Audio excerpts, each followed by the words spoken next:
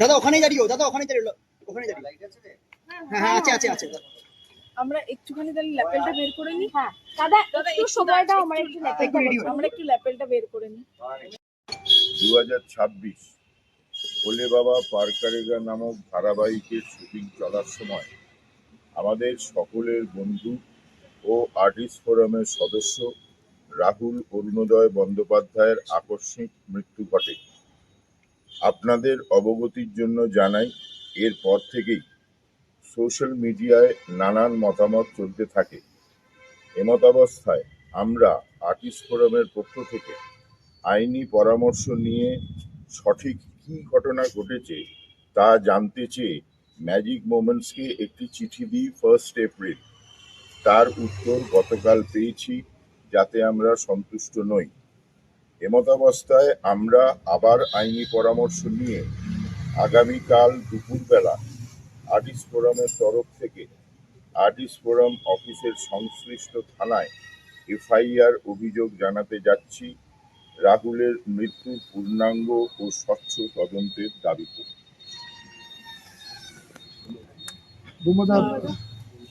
আমার আলাদা করে কিছু বলার নেই, আসলে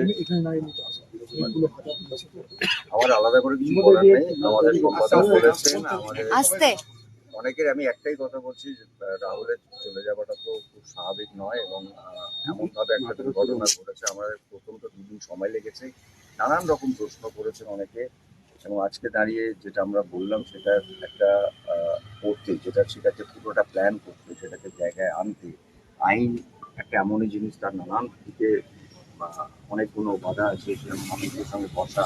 এবং আমরা এটাই করেছিলাম, যেটা আর্টিস্ট ফোরাম সবসময় করে থাকেন, একটি চিঠি, সেটা অবশ্যই আমরা পাঠিয়েছিলাম 1 এপ্রিল, এবং আমরা আশা করেছিলাম যে একটা মোটামুটি উত্তর পাবো, যেটা একটি স্যাটিসফ্যাক্টরি উত্তরটা পাইনি।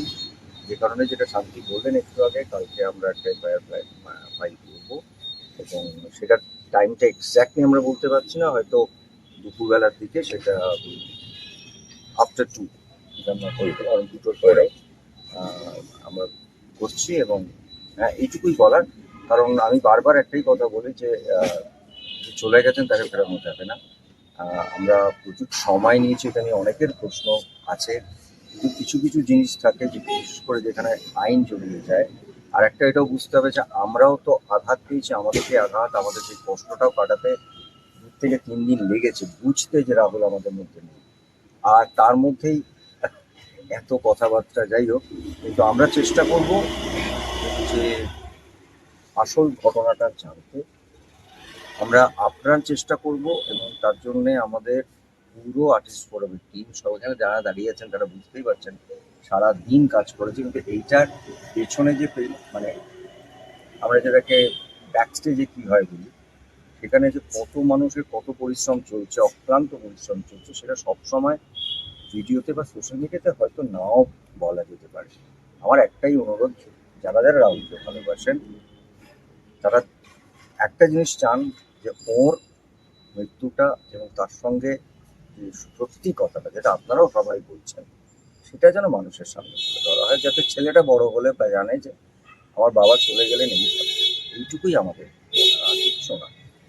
দাদা শিল্পী আরেকটা প্রশ্ন করবো, আরেকটা প্রশ্ন। রাত্রিরে আমরা দেখে পাঠিয়েছি, কিন্তু কিছু করার ছিল না। দাদা কালকে কখন, কোন থানায়? মোটামুটি 2টোর পরেই। কোন থানা? সেটাকে আমরা জানি, রিজন পার্ট, সেটা দরকার সকালে একবার জানিয়ে দেবো। দাদা আরেকটা প্রশ্ন, দাদা 2টো মিছিল হচ্ছে কালকে, 2টো মিছিল হচ্ছে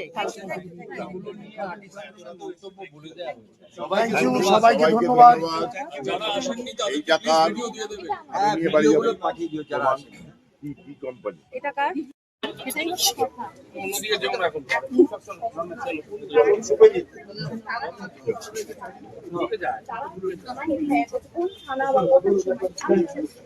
চলো।